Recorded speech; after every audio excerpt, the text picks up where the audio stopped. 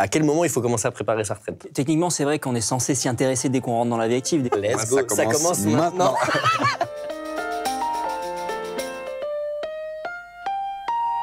Salut. Bienvenue dans cette discussion, du coup.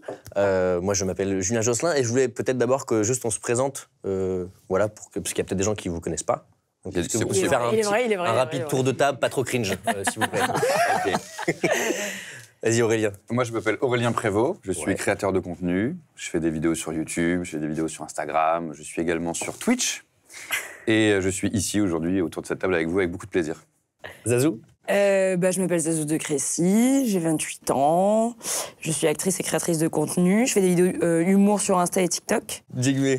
Mon prénom c'est Jigme, moi je fais des vidéos en fait pareil sur Insta, TikTok, mais c'est vraiment axé cuisine, du potager jusqu'à l'assiette, donc je fais pousser mes légumes sur mon terrain et après je travaille donc les produits pour faire des recettes un peu sur les réseaux. Et fut un temps, à l'époque des dinosaures, je faisais des vidéos humoristiques, rien à voir sur YouTube. L'objectif de cette vidéo justement, c'est de faire prendre conscience aux gens et aussi discuter entre nous que la retraite, ça se prépare mine de rien plus tôt que ce qu'on croit. Moi, je suis très curieux déjà de manière générale de savoir, vous, la retraite, qu'est-ce que ça vous évoque déjà? Est-ce que ça vous paraît lointain? Quelle est l'image, quoi? Vous pensez à retraite, vous pensez à quoi? C'est quoi déjà la retraite? Étymologiquement, c'est le fait de se retirer en fait, donc le retrait de la vie active. De manière étymologique, tu l'as résumé, mais ouais, moi je suis curieux de savoir c'est quoi l'image de la retraite. Genre là, je vous dis retraite, vous pensez à quoi tout de suite?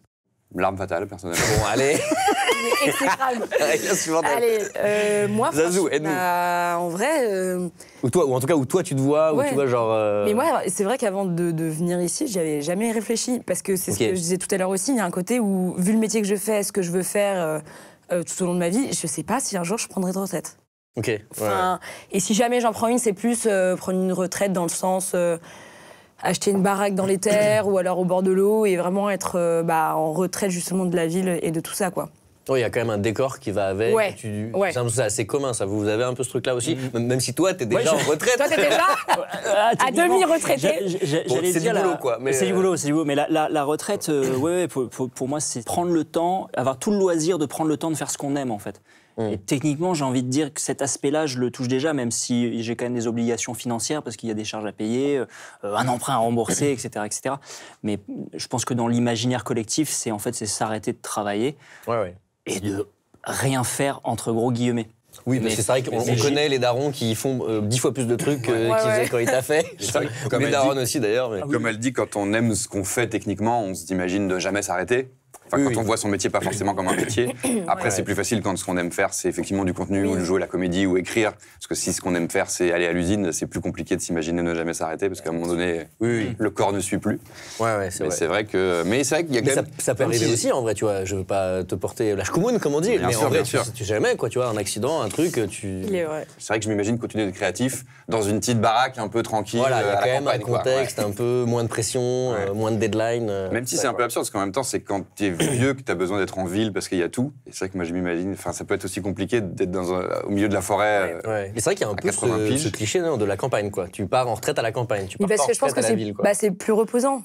Et puis je pense que, en plus, avec Aurel, parce que toi maintenant t'es parti ailleurs, mais nous, je pense qu'on est dans la ville, ça bouge, parce qu'on a besoin d'être là aussi, et que c'est pendant cette période-là, et on a besoin d'être dans la ville. Donc je pense qu'au fur et à mesure, il y a plus cette envie de se dire, je vais prendre l'air, en fait. Et j'ai plus besoin d'être dans l'effervescence de la ville et moins présent dans ces domaines-là, quoi. À la base, moi, en plus, je suis de la campagne, donc je suis né, j'ai grandi en Dordogne jusqu'à mes 18 ans, et après, en fait, je suis parti pour les études supérieures, donc à Bordeaux. Je suis resté, pour le coup, il me semble, 13 années, et je suis revenu après dans le terroir natal, j'ai envie de dire, en plus.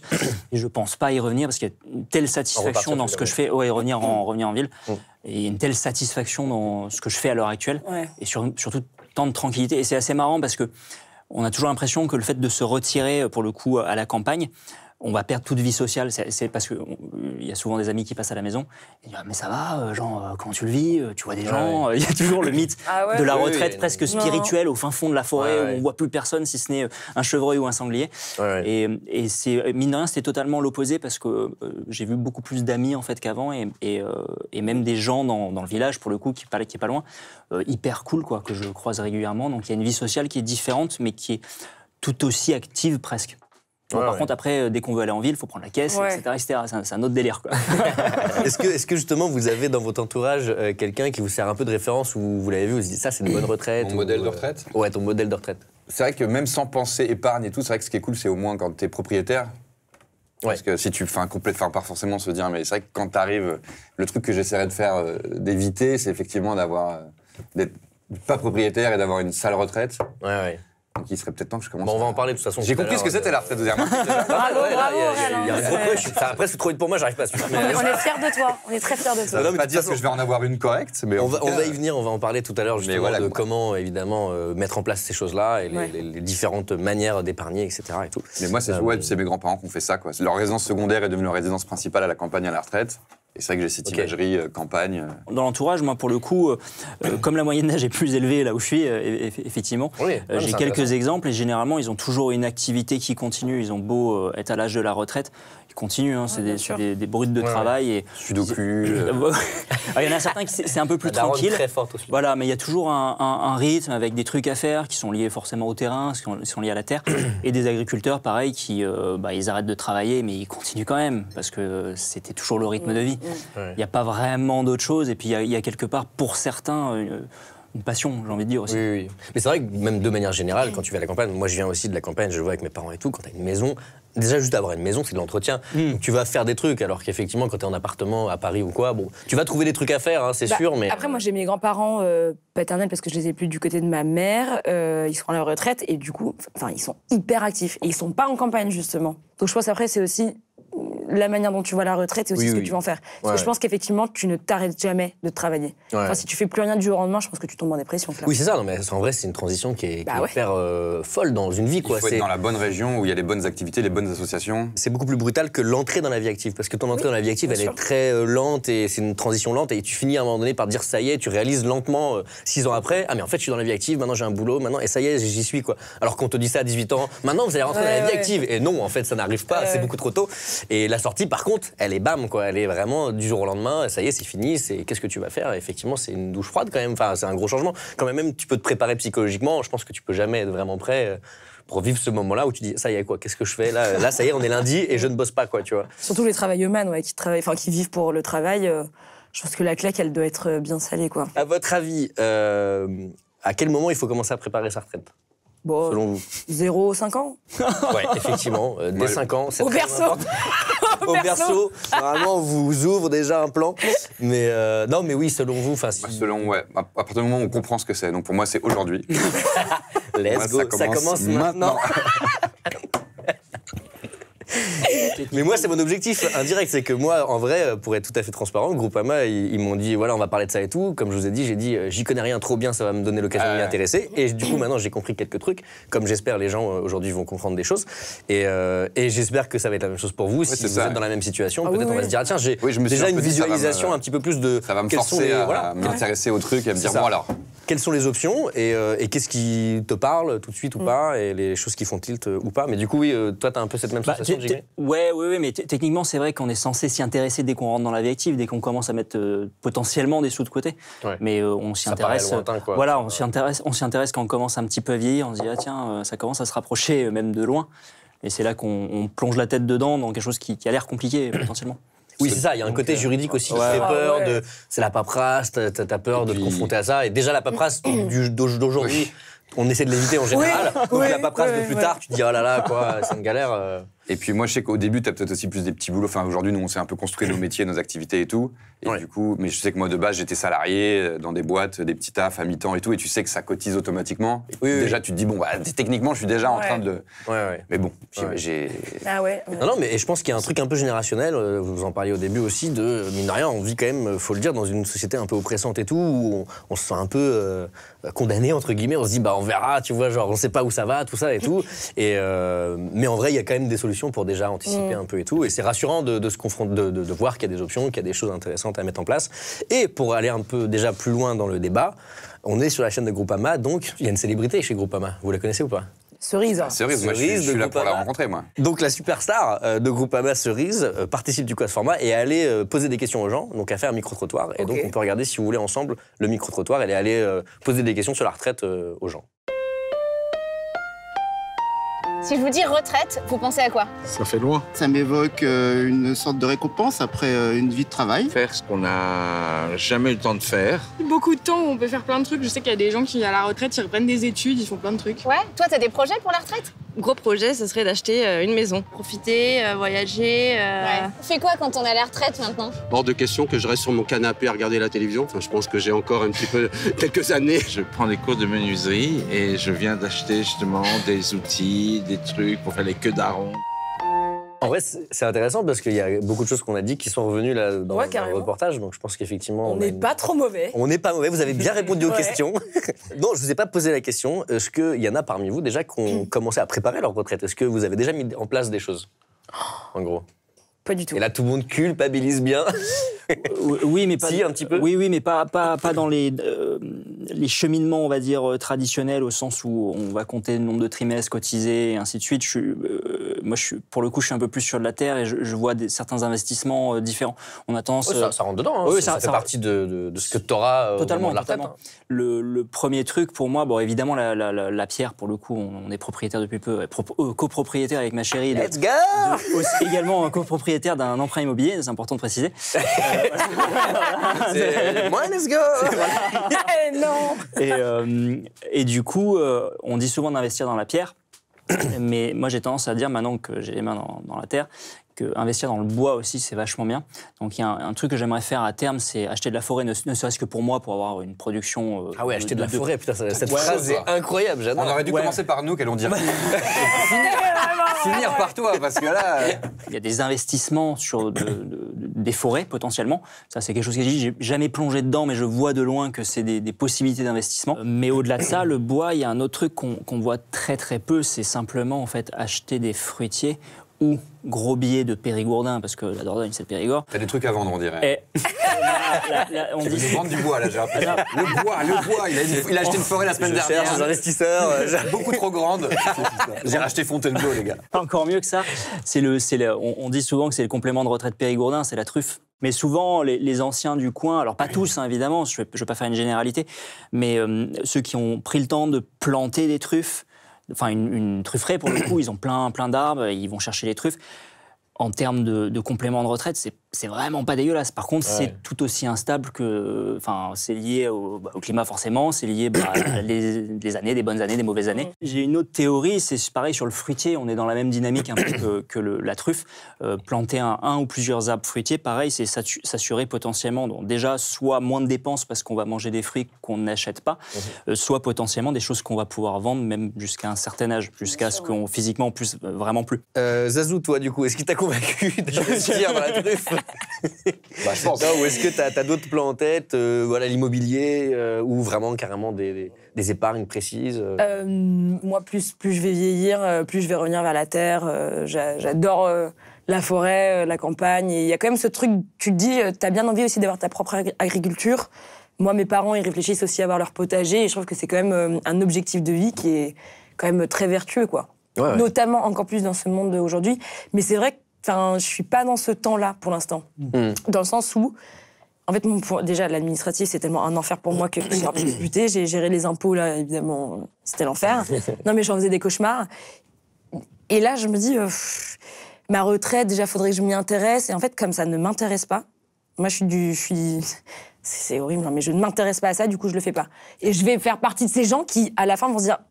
J'aurais peut-être dû. Ah oui, je pense qu'il y a un gros regret. On fait partie de cette team-là, clairement, où il y aura du coup, je suis ravie d'être ici, effectivement. Et non, d'ailleurs, j'ai une question qui va t'angoisser. Est-ce que tu gardes tout de côté? Les bulletins, tu sais, les contrats de travail? Mais ça, c'est ma hantise. Mon père, il me dit, tu fais un classeur avec tout dedans. Je dis, mais t'es un taré, quoi, toute une vie. Moi, c'est mélangé à des trucs improbables. Je sais pas pour toi, mais moi, chez moi, c'est mélangé à des lettres, des trucs que t'aurais dû jeter, des trucs. Après, quand tu sors du salariat, c'est peut-être un peu. J'ai moins l'impression que j'ai plus vraiment de fiche de paye de toute façon. Mais moi, j'ai fait 8 ans de McDo, moi. Parce que t'es entrepreneur, tu veux dire? Ouais. Oui. J'ai l'impression que j'ai plus de fiches de paye du coup. Donc moi c'est pour ça que je suis sorti, je crois, du monde du salariat, histoire de plus avoir de fiches de paye à garder. Comme ça, tu sais qu'il n'y a pas de papier que tu as surtout plus nous dans notre mais domaine. Ça, je dis n'importe quoi. Non, mais en plus nous dans notre domaine, c'est en vrai une angoisse parce que t'es employé par tellement de gens différents que du coup retrouver ces personnes utilisent les mêmes sites, les mêmes trucs et tout. J'ai 8 ans de fiches de paye du McDo. Ça, je les ai. On peut garder les papiers en digitaux, pas forcément en imprimé. Enfin, moi, oui, je pense, mais moi, je les ai en papier de base, donc je vais digitaliser 8 ans de fiches de paye de McDo, un peu flemme. Il y a des coffres digitaux où tu peux vraiment tout garder, visiblement. Oui, bah maintenant, les coffres digitaux, c'est nos boîtes mail où on reçoit des trucs et on se dit, je trierai plus tard, quoi. Ouais, mais c'est ça. Le jour où Gmail te dit, il n'y a plus de place. Il n'y a plus rien, t'as plus de mail, c'est genre. Moi, je pense que je me suis résignée. Je pense que je n'aurai pas de retraite parce que de faire ça, c'est dramatique. Ou alors, j'embauche quelqu'un qui le fait pour moi. Mais c'est obligé de garder, parce que c'est pas une sécurité, c'est pas il vaut mieux, il faut garder tous les... En fait, t'es trap, quoi. Sinon, tu peux pas. Bah non mais oui, c'est logique. T'es censé prouver. En fait, c'est l'épreuve. C'est le processus parce que tu peux toujours aller chercher. J'ai des photos de moi dans le McDo à tous les âges. Ça marche pas. Non, parce faut voir, ça défend peut-être. Techniquement, tu pourrais très bien aller faire la recherche auprès de l'entreprise qui tient toujours une comptable et qui garde ce genre de documents. Mais ça veut dire qu'arriver à l'âge de retraite, t'es obligé de te farcir cette démarche. Ah non mais c'est ça. Bah oui, effectivement, le film Mammouth, c'est ça. En moto, chercher ses fiches de paye chez tous ses employeurs. Et cette image, et l'affiche est incroyable où il perd tous ses papiers qui volent sur la route, tu vois, genre. Et c'est exactement ça, c'est cette angoisse de la paperasse et où d'un coup, t'es obligé d'aller refouiller dans toute ta vie. Mais ça peut faire un road trip sympa. Ça peut faire un tu retraces toute ta vie. Non, mais c'est quand même bizarre que garder tous ces... Non, mais c'est quand même hallucinant. Toute une vie, tu collectes. Non, mais en fait, t'auras pas à recenser, à te souvenir de tous les jobs que t'as fait et tout. Mais par contre, il me semble que t'es censé prouver, voilà, t'es censé sortir tous les bulletins, prouver tout, en fait. Comme pour une comptabilité, en fait. À quel âge on peut partir à la retraite? Ouais, je vous pose une autre question comme ça. 64 ans. Ouais, depuis la réforme. Voilà, depuis la réforme. Qui dit mieux? Calme-toi. Effectivement, c'est 64 ans. Voilà, c'était tout simplement une question. Après, voilà. Oui, et après, il y a, par exemple... Il y a des retraites spécifiques, je pense à l'armée. Il y a plein de régimes, il y a plein de caisses différentes. Effectivement, voilà, ça c'est le chiffre global. Il y a aussi un âge de départ à taux plein, parce que vous connaissez, il y a des histoires de taux plein ou pas. En gros, tu cotises plus ou moins, et donc tu vas plus ou moins avoir une pension élevée en fonction de comment tu as cotisé.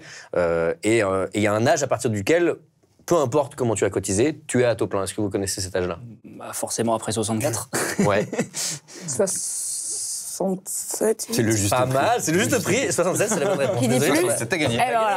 67, effectivement. Donc, en gros, t'as gagné une retraite. Tu travailles jusqu'à 67 ans. Effectivement, t'as gagné le taux plein. Tout le monde dit c'est bon, t'as 67 ans. T'as tout gagné, mais. T'as assez Non, mais voilà, on estime que 67 ans, c'est pas mal. Concrètement, c'est ça que ça veut dire. Et, c'est tard, quoi. Ouais. Est-ce que vous savez, j'ai d'autres petites questions comme ça, combien de trimestres on doit cotiser justement pour avoir un taux plein? Alors déjà, dans une année... Beaucoup trop. Dans une année, c'est 3 trimestres, c'est ça? Un trimestre, c'est 3 mois. Un trimestre, c'est 3 mois. Donc dans une année, 4 trimestres. Je vous laisse faire le calcul. 3, 6... 4 trimestres dans l'année. 160 et des brouettes. Ah, t'es pas mal. Ouais, je vous fais. Il faut des brouettes en plus. On bosse environ, on est censé cotiser 40 ans, grosso modo, j'arrondis, donc je dois me tromper. C'est 43, ouais, voilà, 43. 40 ans, on fait... Mais tu veux pas présenter le truc à la place de Jules? Non, et fois 4, et voilà. 172. Là, 172 trimestres, donc ça fait 43 ans pour ceux qui sont nés après 1965, ce qui est votre cas. Oui. C'est ça. Voilà, c'était le petit point chiffre. À votre avis, est-ce qu'il y a beaucoup d'erreurs de calcul de retraite, des gens qui n'ont pas... Oui, alors là, j'en suis sûre. Mais ça sent le oui, ça. Ta question. Bah oui, mais... Erreur du côté de l'utilisateur, entre guillemets, de la personne qui est concernée ou de l'administration? Alors moi, j'ai pas effectivement la précision dans mes chiffres, mais j'ai un chiffre, c'est une pension sur 7 qui est erronée. C'est des inaptitudes, visiblement, c'est plutôt dans la prise en compte des carrières. Donc c'est en gros, c'est plutôt les gens qui renseignent mal, en gros, les trucs, ou qui oublient des choses, exactement ce qu'on disait tout à l'heure, de t'as fait un travail, t'as oublié, ou ce genre de choses, quoi, tu vois. Tout n'était pas forcément, en plus, bien enregistré à l'époque. Peut-être qu'aujourd'hui, on a gagné un peu avec l'informatisation aujourd'hui, peut-être de chance là-dessus, quoi. Mais effectivement, il y a plein de choses, quoi, tu vois, c'est une diminution de la pension, un départ retardé, enfin, il y a plein de choses comme ça qui peuvent faire qu'il y a du coup une personne sur 7 qui ne touche pas le bon, c'est énorme, c'est monstrueux, qui ne touche pas du coup la bonne somme, et souvent, c'est moins, du coup, j'imagine. Moins souvent, même si j'imagine qu'il y a des gens. Oui. Il y en a pas qui touchent plus. Voilà, peut-être dans le lot des gens qui se mettent bien et qui recalculent pas volontairement. Mais en tout cas, ouais, c'est quand même assez fou et ça rajoute la petite angoisse, là, tu vois, de se dire bien garder les bulletins, bien se souvenir à peu près. Mais c'est vrai que ça paraît même pas si fou, je trouve, de se dire on va garder un petit bloc-notes, on va noter un peu les trucs au fur et à mesure. Ça paraît tellement simple de le faire au fur et à mesure. On ne te forme pas à ça, je trouve. Non, c'est vrai, ouais, c'est vrai. Non, c'est vrai, mais même à l'école ou dans des endroits où tu pourrais justement être informé, il n'y a pas d'information. Personne ne te prépare à... Après, si on nous apprenait à remplir nos feuilles d'impôts à l'école, Tu veux me contredire encore combien de fois, Aurel? On nous explique ce que c'est, mais Mais les impôts, c'est pareil. Oui, mais à Il faudrait l'école, qu'on quoi. soit un peu formés, au moins. Non, en tout cas, c'est bien qu'il y ait un service que tu appelles et on t'explique comment ça marche. Que ce soit pas une galère pour les alors, appeler, je pense pour que les ce joindre. serait l'enfer Voilà. pour la personne qui sera au bout du téléphone. Non, mais un côté un peu. Même si je pense qu'en vrai, à l'école, si on t'apprenait ça, tu oui. t'écouterais, Et puis- donc, et puis, tu ne retiendrais pas de toute façon. Non, mais pas, on t'apprend exactement ce qu'il faut faire, mais juste. Non, mais je suis très vexée, Aurel. Non, mais juste nous préparer un peu dans le sens où dire, bah voilà, quand vous commencez à travailler, réfléchissez à ça, nous éduquer un peu. Ouais. Là où je te rejoins, C'est exactement ce qu'on est en train de faire en vrai. En termes d'éducation financière aussi. Mais totalement. On est largué. Enfin, moi, je sais que par exemple, mes parents, j'ai eu ouï dire de ça parce qu'ils ont eux-mêmes une SCI et que j'étais déjà un peu au fait. Mais. C'est pas. Tu sais pas ce que c'est une Eh SCI. ben, justement, si je sais. Je sais rien, mais si, je sais ce que c'est. Mais eux, c'est leur manière, pour le coup, de s'assurer une retraite parce qu'ils ont commencé à travailler relativement tard et dans des trucs pas forcément simples, pour le coup. Et leur retraite, leur retraite principale, ça va être ça, en plus du complément de retraite qui va être sûrement un petit peu peau de chagrin, quoi. Donc, pour le coup, c'est vrai qu'à l'école, c'est dommage qu'on n'ait pas même un tout petit peu de cette éducation financière. Bah Après, oui. c'est vrai qu'à mon avis, à 12-14 ans, on raconte ça. J'ai mis Non, mais plus tard, faut un truc bien pensé. Moi, C'est vrai que le côté, même on te dit, quand t'es petite, on dit les maths, ça sert à quoi? Faut nous expliquer à quoi ça sert. Pourquoi ça s'intéresse? Tu dis, alors les maths, ça peut vous servir? Alors, les Votre impôts. feuille d'imposition. Ah ouais, bon, bah non, en fait. La RV04, vous allez me remplir cette case. C'est le retour de manière virtuelle de Cerise, puisqu'elle est retournée. Là, à l'instant même, elle y est, elle. Hein. Elle a rechopé d'autres gens dans la rue et elle leur a posé d'autres questions. Est-ce que vous savez à quel âge on part à la retraite? 64. Sur un taux plein, c'est à 67. Tout dépend si on veut une retraite pleine ou pas, mais pour la retraite pleine, c'est 67 ans. Combien de trimestres il faut avant de partir à la retraite? Ouais, c'est encore pire. 30 trimestres. 4 x 3, 12, 120 trimestres. 95. 162, je crois. J'en ai pas la moindre idée. Si je te dis 172, Ok, ça te c'est fait très peur flou. 172 trimestres, ouais. vous pensez que vous les avez Non, ou... pas du tout. Non, je suis loin. Est-ce que vous savez vers qui vous tournez pour parler retraite ou pas? Absolument pas. Bah, les amis, généralement. Mes parents, je pense. Ouais. Ma mutuelle. Est-ce que le perco, ça vous parle? Moi, ça me parle puisque j'ai travaillé dans une grosse société qui proposait un perco. J'ai un PER, mais bon, c'est un classique que j'ai fait effectivement au travers de la banque. J'ai travaillé en tant que factrice à la poste et du coup, j'ai mis de côté sur le PEG, ça s'appelle. Ça me parle, je l'abonde chaque année, parce que C'est j'ai vrai une réduction fiscale d'impôts. On aurait pu recevoir les gens des micro-trottoirs autour de cette table, là, vous avez vu, on Il y est en a un qui est calé, hein. Il y en a un qui est encore plus calé que lui. Alors ouais, il y en a un, large.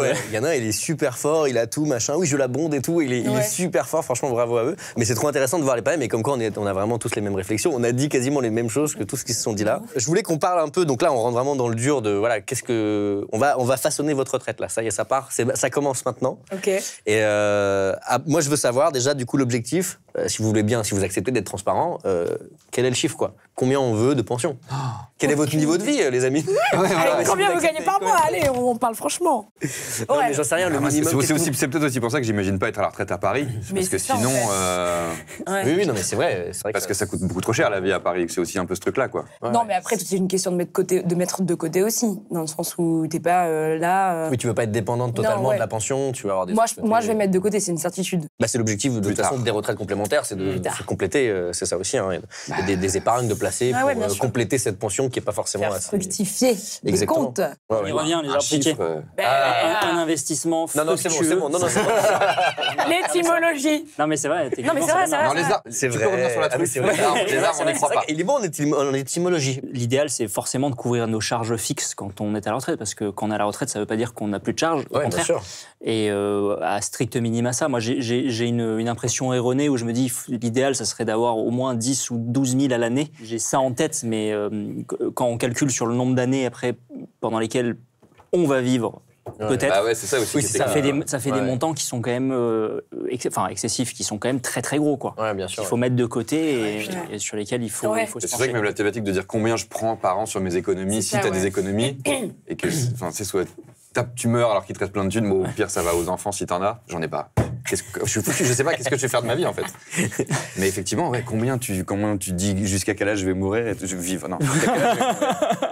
C'est chaud, ça c'est la question d'après. Vous pensez que vous allez mourir à quel âge? Oui, j'allais le dire, mais je sentais que j'allais plomber l'ambiance. Donc Je pense que si déjà on arrive à visualiser les charges qu'on a une fois qu'on est à la retraite ou qu'on suppose avoir une fois qu'on est à la retraite, déjà ça aiguille pas mal sur ce qu'on espère avoir pour vivre à peu près bien. C'est ça, pour vivre. Après, tout le reste, c'est du bonus, pour se faire plaisir, etc. Ouais, t'as raison, t'as tout à fait raison. Un petit oreiller de sûreté, quoi.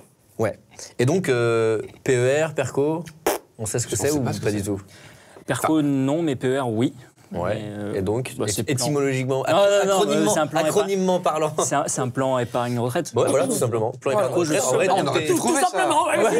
Vous connaissez les PEL, plan épargne-logement. Logique. PER, plan épargne-retraite. Et un PERCO, du coup, c'est organisé de manière collective. Donc, c'est le co, c'est collectif.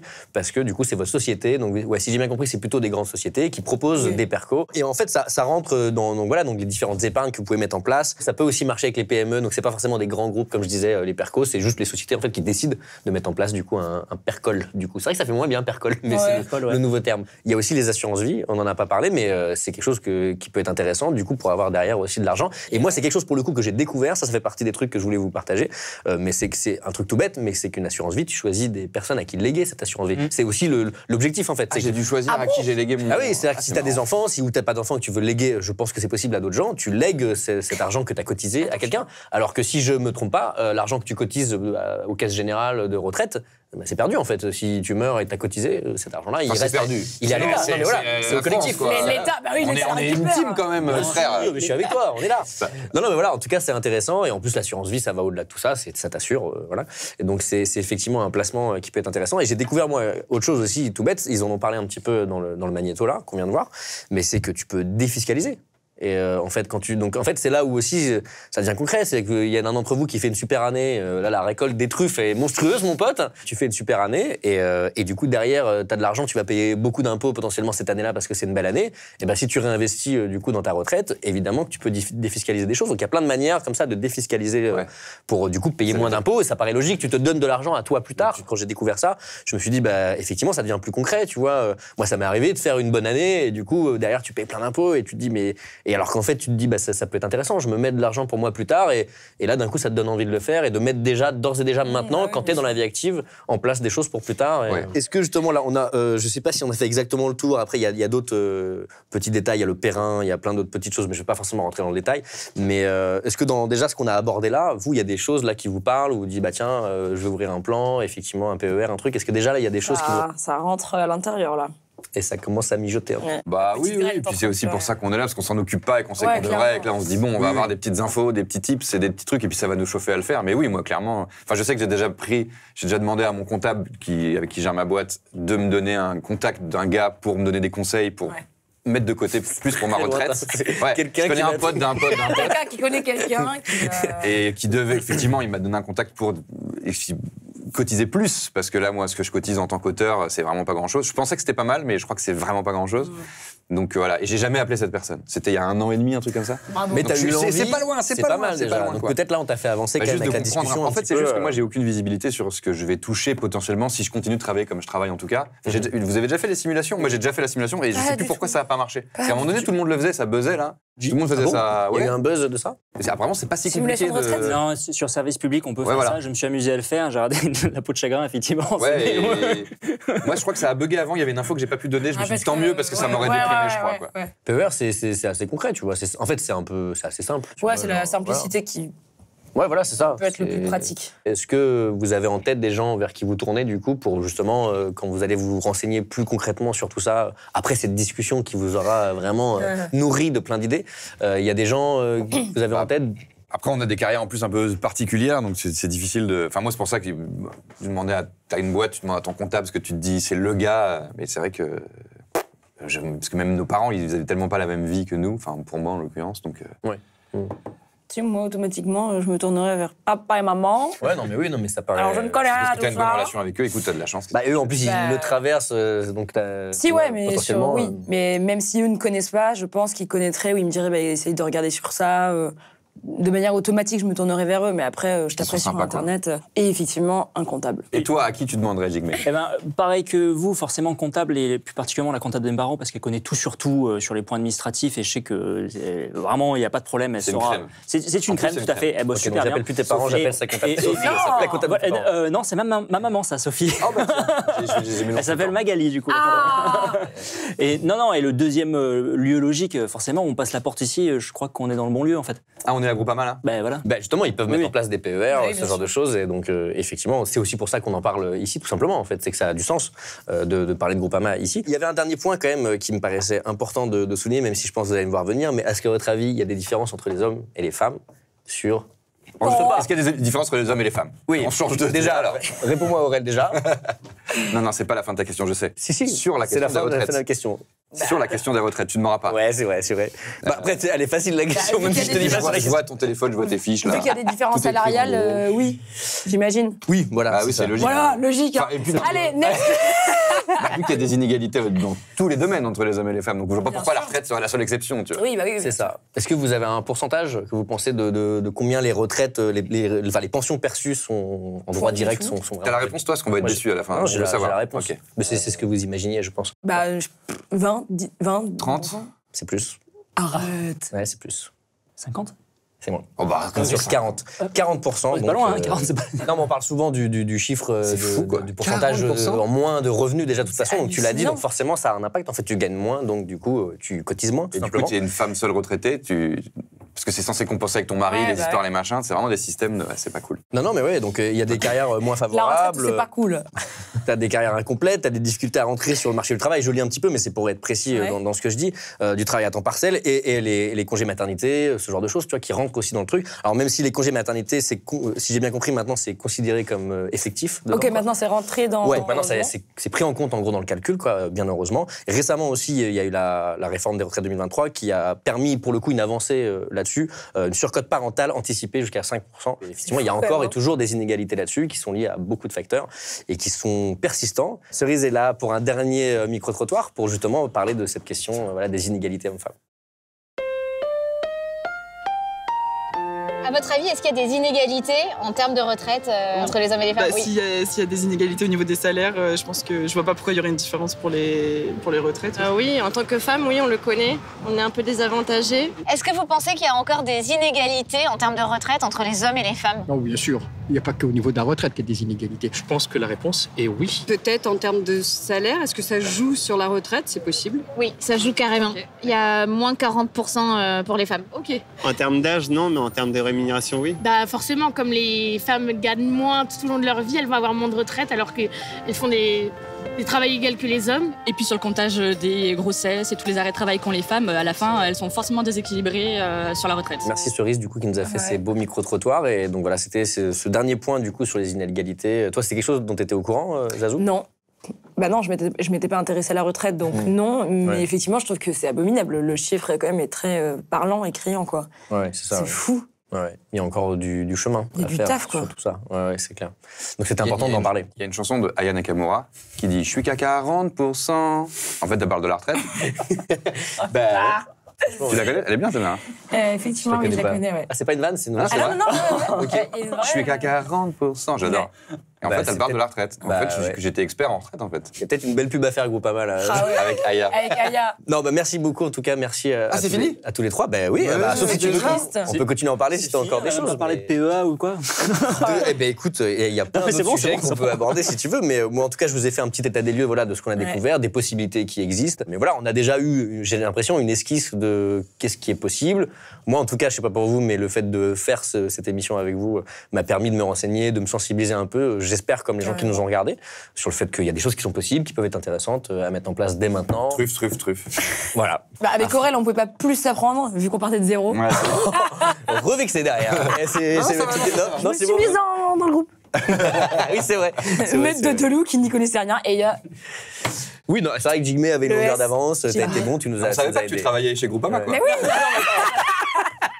Pas du tout, j'ai quelques notions financières, mais pas sur tous les sujets. Non, mais c'est impressionnant. T'as été bon, franchement. On vous met un récapitulatif là à l'image si vous voulez regarder des points essentiels qu'on a abordés et peut-être même des choses qu'on n'a pas forcément abordées. Donc, il y a les points importants que vous voyez sur mon visage, là, vous ne me voyez plus. Et si vous voulez plus d'informations, dans la description, il y a des liens. Vous pouvez aller sur manouvelleVie.fr et il y a plein d'informations pour si vous voulez aller un peu plus loin que cette discussion-là où finalement on a vraiment esquissé tout ça, mais c'était vraiment une entrée en matière. Donc voilà, il y aura plus d'informations.